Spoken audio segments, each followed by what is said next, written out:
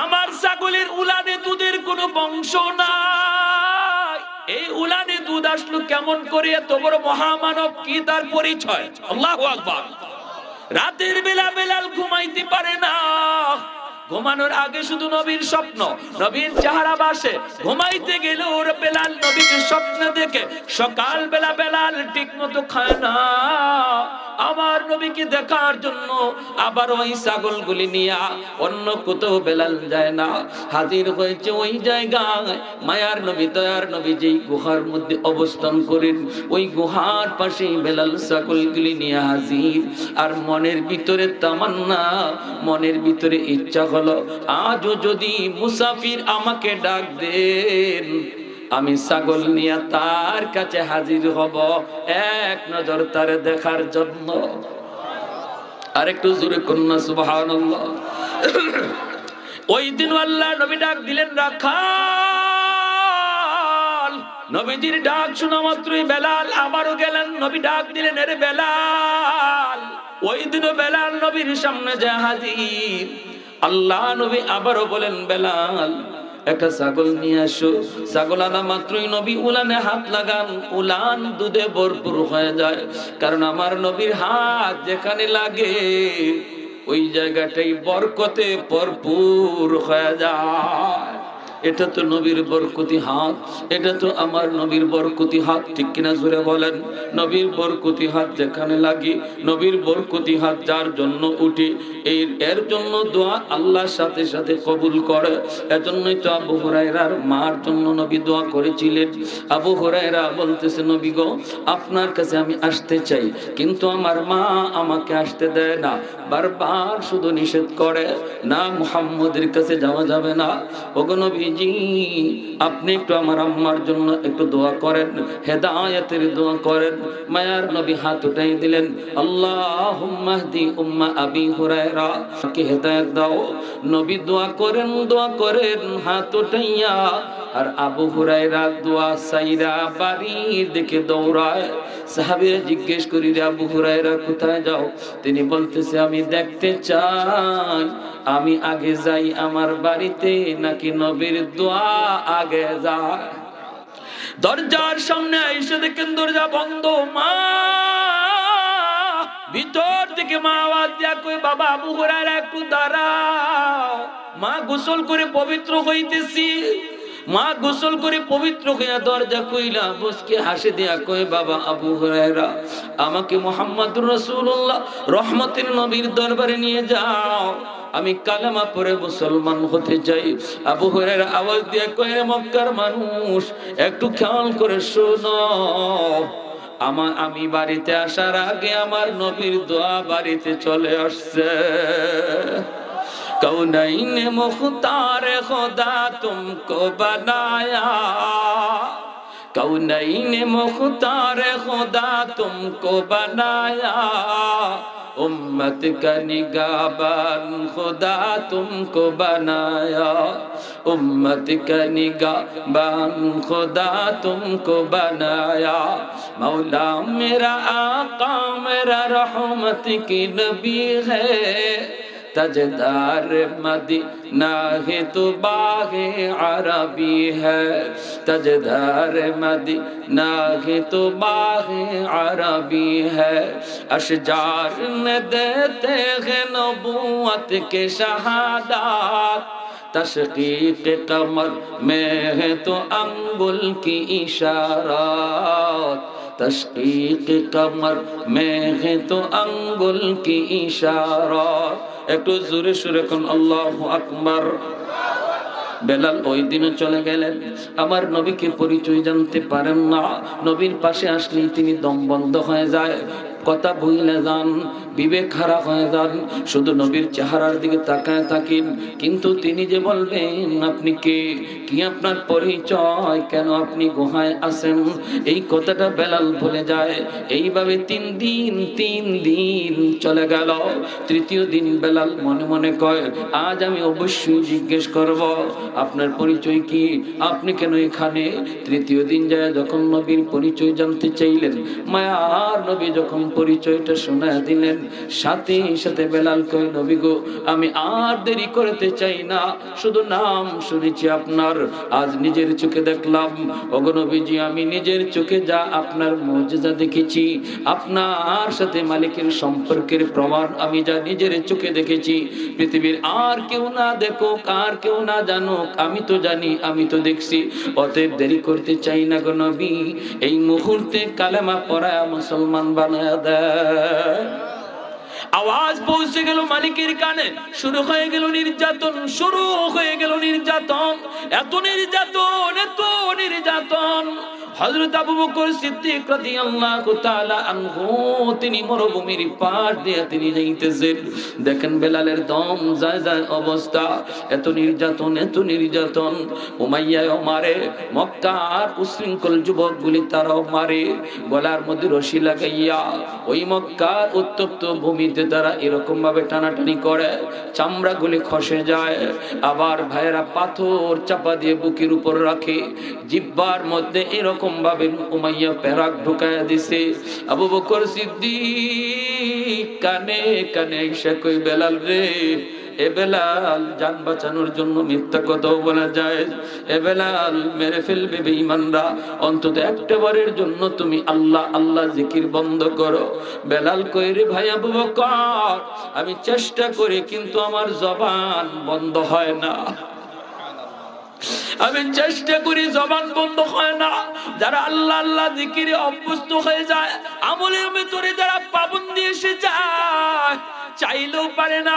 এজন্যই মুহাম্মদুল্লাহ হাফিজি রাহিমাহুল্লাহ তিনি বাথরুমের ভিতরে ঢুকছেন, বাথরুম থেকে বের হইছেন, হঠাৎ করে খাদেম দেখে তার জিহ্বা দিয়া রক্ত বের হইতেছে, রক্ত। খাদেম কই হযরত বাথরুমে ঢুকলেন আপনি ভালো, কিন্তু বের হইতেছেন আপনার মুখ দিয়ে রক্ত বাইরিতেছে, ঘটনা কি?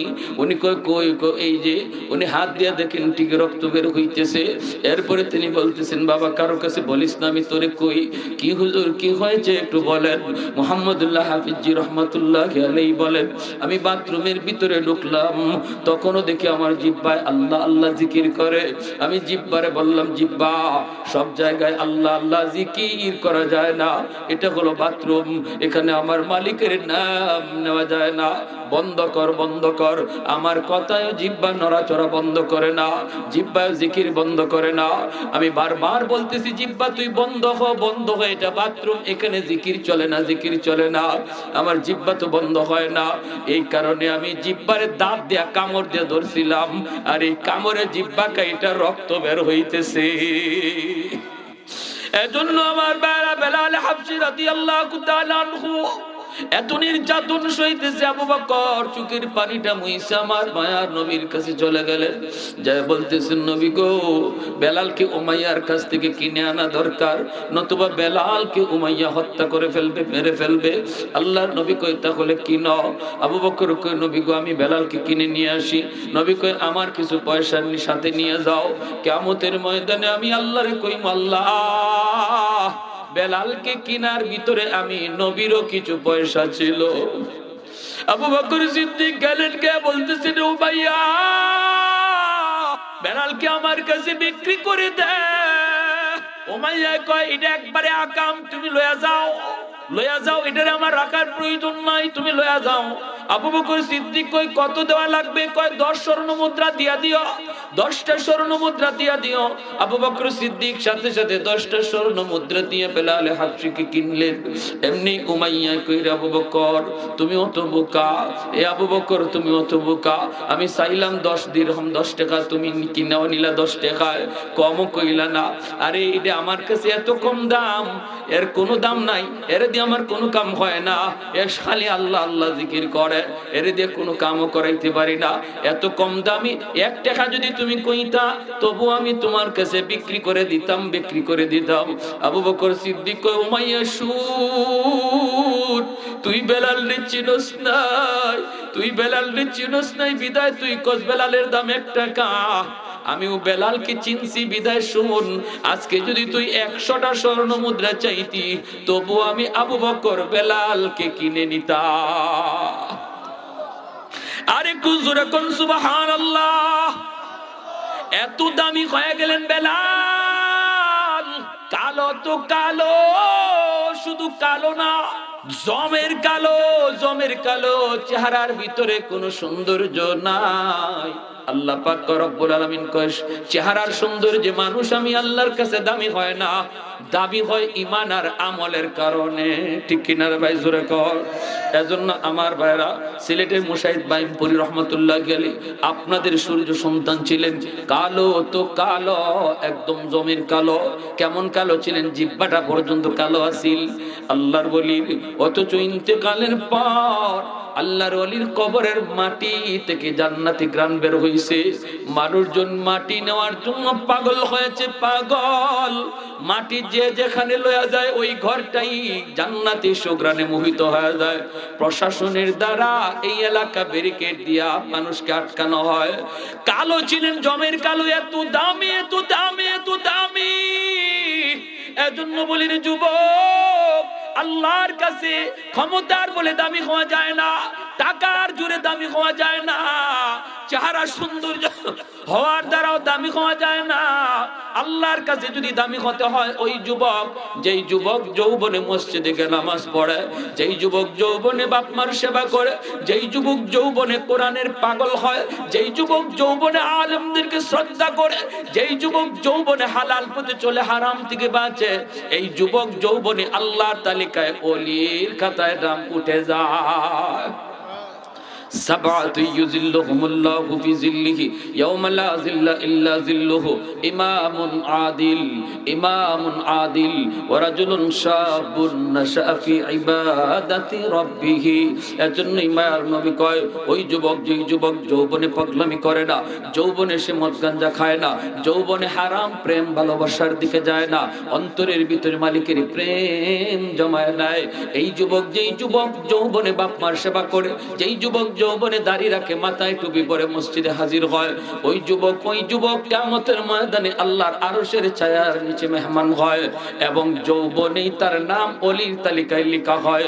একজন যুবক ওলি হওয়া যত সহজ, বৃদ্ধ মানুষ ওলি হওয়া তত সহজ না। কারণ যত ওলি আল্লাহর ওয়াহেস হয়েছেন, সমস্ত ওলি হয়েছেন যৌবন কালে। যৌবনের ইবাদতটা আল্লাহর কাছে এত দাম। বেলাল হাবশির দাম এত বেড়ে গেল। এইবার বেলাল হাবশির দাম কেমন বাড়ছে? মদিনায় তিনি গেলেন, আল্লাহর নবীর পার্সোনাল সেক্রেটারি হয়ে গেলেন। সুবহানাল্লাহ, জোরে কোন। বেলাল হাবশিকে কিনে আনলেন আবু বকর সিদ্দিক, নবীর খেদমতে আসলেন।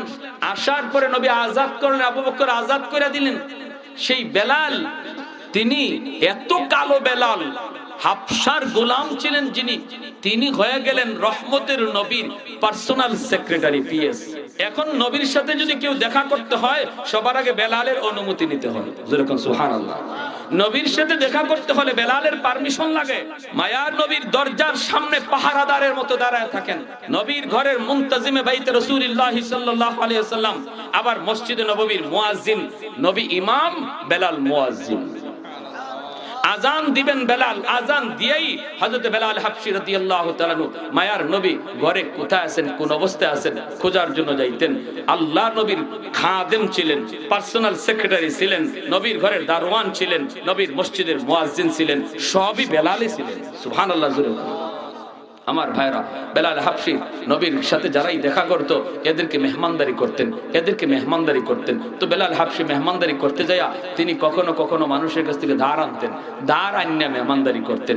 এক পর্যায়ে এক লোকের কাছ থেকে ধার আনতে আনতে এত ধার বাইরে গেছে, এই লোকে একদিন হযরত বেলাল হাবশী আজান দিবেন, এখন আজান পরে দেও, আমার টাকা দেওয়া নেই। বেলাল হাবশী কো ভাই টাকা দিব না, আজানটা দিয়ে আল্লাহ, এখন আজানও দিতে দিব না, আজান দিবা পরে, টাকা দেওয়া। বেলাল হাবশী রাদিয়াল্লাহু তাআলা কয়, এটা কেমন কথা? আল্লাহ নবীর কাছে আসলেন, নবীজি বলেন তো ঠিক আছে, নবীজি জিম্মাদারি নিলেন। এরপরে বেলাল আজান দিলেন। এবার নবী বলতেছেন, বেলাল ঋণ পরিশোধ করবো কেমন করে? বেলাল বলি, ইয়া রাসূলুল্লাহ, আমিও তো ভাবতেছি কেমনে করবো গো নবী, তাহলে আমার কয়েকদিনের জন্য ছুটি দেন, আমি দূরে কোথাও চলে যাই, গিয়ে মজদুরি করব, কাজকর্ম করব, হ্যাঁ, মানুষের ঘরে কাজ করব, কইরা আমি কিছু টাকা আইন না ঋণ পরিশোধ করব। অথচ এই ঋণটা করছেন নবীর মেহমানদেরকে খাওয়ানোর জন্যই। আল্লাহ নবী অনুমতি দিয়ে দিচ্ছেন। সারা রাত বেলাল তিনি কাপড় চোপড় গুছাইতেছেন, যাইতেছেন, সকালে তিনি চলে যাবেন কাজের সন্ধানে। ফজরের সময় বেলাল কাপড় গুছাইতেছেন ঠিক, কিন্তু বেলালের চোখ দিয়ে দরদর করে পানি পড়ে। রহমতের নবীর আশিক, এই আশিক কেমন করে নবীকে তুইয়া অন্য কোথাও যে কাজ করবেন। ফজরের সময় কে যেন দরজায় নক করে, বেলাল মায়ার নবী তোমাকে মসজিদে নববীতে ডাকেন। বেলাল মসজিদে নববীতে গেছেন, গিয়া দেখেন মদিনার মসজিদে নববীর সামনে 10টা উট বুঝাই করা খাদ্য দ্রব্য আর মালামাল হাজির। যেরকম সুবহানাল্লাহ। আল্লাহ নবীর কাছে বেলাল যায়, কই নবী গো কেন ডাক দিয়েছেন? নবী কই, বেলাল তোমার ঋণের জিম্মাদার আল্লাহ নিজে হয়ে গেছেন। সুবহানাল্লাহ। 10টা উট বুঝাই করা মালামাল তোমার জন্য পাঠানো হয়েছে। এ বেলাল এইগুলা তুমি লয়ে যাও, লয়ে তুমি ওই লোকের ঋণ পরিশোধ করো, অবশিষ্ট যা তাকে আবার মানুষের কাছে দান করো। যেরকম সুবহানাল্লাহ। এই ভাইরা বন্ধুরা, ফজরে আজান হয়ে গেল, বেলাল আজান দিয়ে দিলেন। ভাইরা বন্ধুরা, এরপরে দেখা গেল, ভাইরা না একটা ঘটনা বলি, শুধু একটা ঘটনা বলি, এরপরে শেষ টানবো বয়ানের। ভাইরা বন্ধুরা, রমজান মাস, সেহরির টাইম, সেহরির আগে মুয়াজ্জিন সাহেবরা বলে টাইম শেষ, টাইম শেষ, কয়নি না কয় না? 3টা বাজে, 3:30 বাজে, 4:40 বাজে, কয়নি না কয় না? তারপরে কয় আর 10 মিনিট বাকি, এরপরে কয় আর 5 মিনিট বাকি, এরপরে কয় আর টাইমই নেই, হয় না?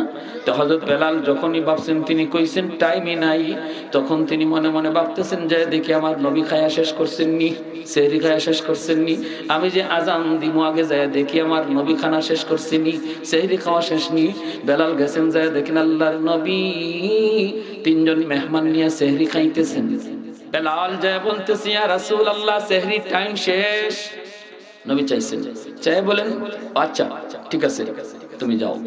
বেলাল গেলেন, ভাবছেন নবী তো খানা খায় শেষ করে ফেলছেন। একটু পরে তিনি আবার আসছেন, টেরি টাইম তো শেষ, আজান তো দিয়ে দিব, গিয়ে দেখি নবী এখনো খানা খায় শেষ করছেন নি। হযরত বেলাল আয়া দেখেন নবী এখনো খানা খাইতেছেন। বেলাল কই, ইয়া রাসূলুল্লাহ ওগো নবীজি সেহরির টাইম শেষ। নবী চাইছেন, চাই কোন ঠিক আছে বেলাল তুমি যাও। বেলাল আবার চলে আসছেন। তৃতীয়বার বেলাল গেছেন, যা দেখি এখনো নবী আছে না, খায়া শেষ করছি, আজান তো দিয়ে দিব। আয়া দেখেন আল্লাহু আকবার, এখনো নবী সেহরি খাইতেছেন।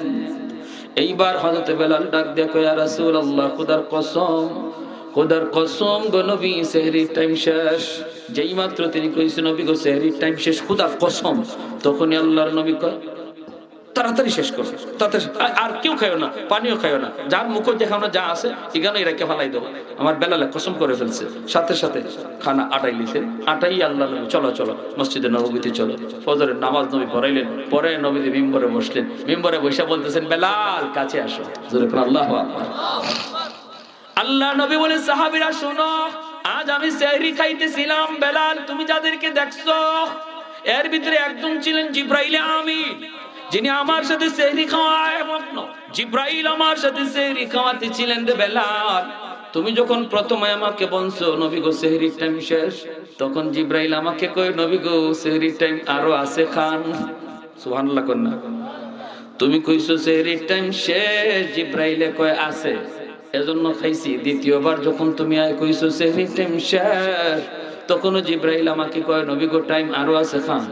তৃতীয়বার যখন তুমি আইসা কসম করে ফেলছো, তখনও জিবরাইল কইতেছে নবী গো এখনো কিছু টাইম ছিল, কিন্তু বেলালের কসমের ইজ্জত রক্ষার্থে আল্লাহ টাইম অফ করে দিছে।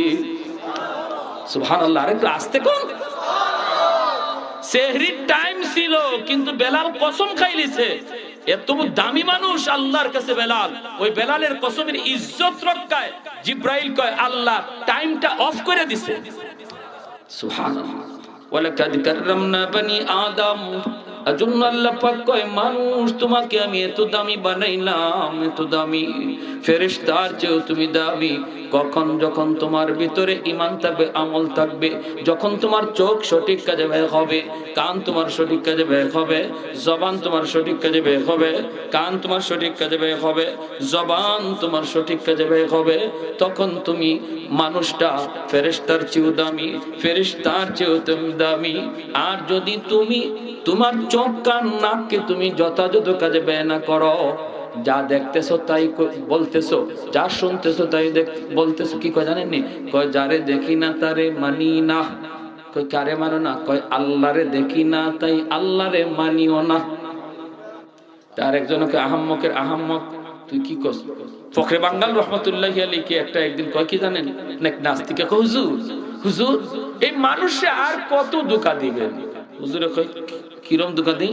কই যে মানুষের হুজুর একখান ফু দেন, তে আপনি একখান ফু দিয়ে দিলেন, বাতাস ছাড়লেন, এই বাতাসে কি হইলো? কি হইলো বাতাসে? বাতাসে কি তুই এরকম মানুষে আর কত ধোঁকা দিবেন আপনারা? বললাম মুন্সি হল ফখরে বাঙ্গাল রহমতুল্লাহ আলাইহি বলতেছে বাতাসে যে কিছু হয় এটা তুমি বুঝো না। কয় বাতাসে কি হইতো? এই যে আমি আপনার বাতাস দিলাম, কি হয়েছে দেখছেন কেমন নাটার নাটা।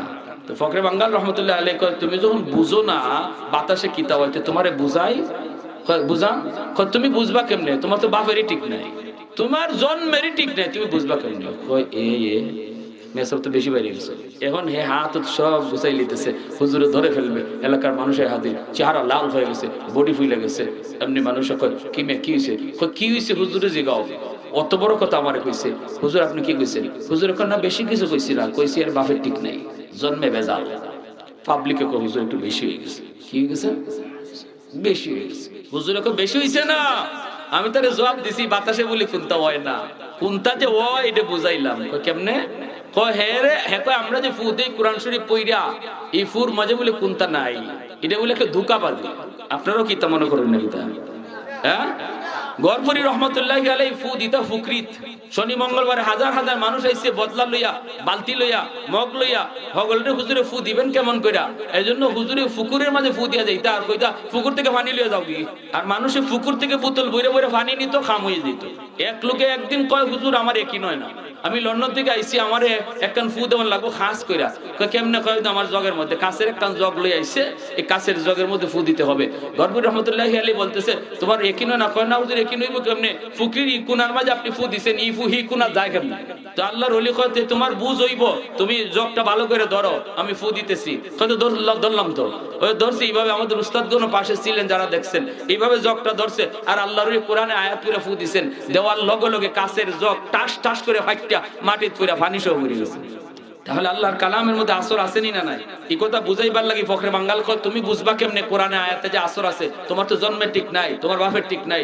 তখনই কয় হুজুরে কয় আমি কেন কইছি এটা বুঝবা, তোমরা যারা পাবলিক আইছো তোমরা শোনো। হে বলে বাতাসে কি আছে এটা বুঝে না, এটা বুঝাইলাম। আমি যে তারে একটা গালি দিছি, এটা একটা বাতাস, এটা মারছিও না, আঘাতও করছি না। দেখো একটা বাতাস ছাড়ছি, এর চেহারা লাল হয়ে গেছি গিয়া, বডি ফুলে গেছি গিয়া, হ্যাঁ মোটা হয়ে গেছি গিয়া, আমার ধরে নিত। অথচ আমি তার মারলাম না, অথচ হাতও তুললাম না, একটা বাতাস ছাড়লাম। বাতাসে যদি তার চেহারা লাল বানায় দেয়, বডি ফুলাইয়া দেয়, একটা নাপাক বাতাস দাও, গালি।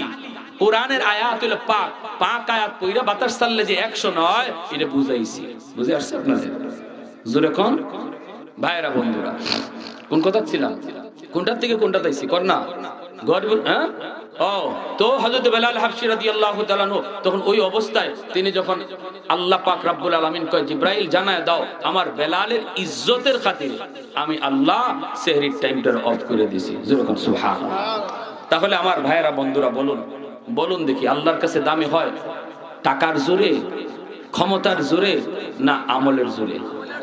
কারা কারা যৌবনে আমল করতে রাজি আছে? একটু হাত উঠে আল্লাহকে দেখাই।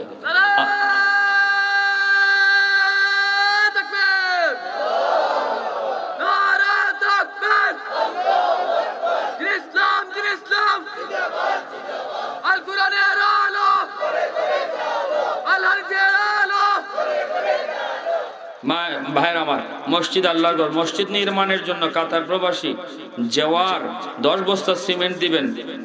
আল্লাহ তুমি আমার ভাই প্রবাসে কাতারে যে আছে আমার ভাইকে আল্লাহ তুমি নিরাপদ রাখো, রুজির মধ্যে বরকত দিও, আফত বিপদ বালা মুসিবত থেকে আল্লাহ তুমি হেফাজত করো। আর 10 বস্তা সিমেন্ট আছেন কেউ এখানে দেওয়ার? 10 বস্তা সামন থেকে একজন ভাই বলেন আল্লাহ।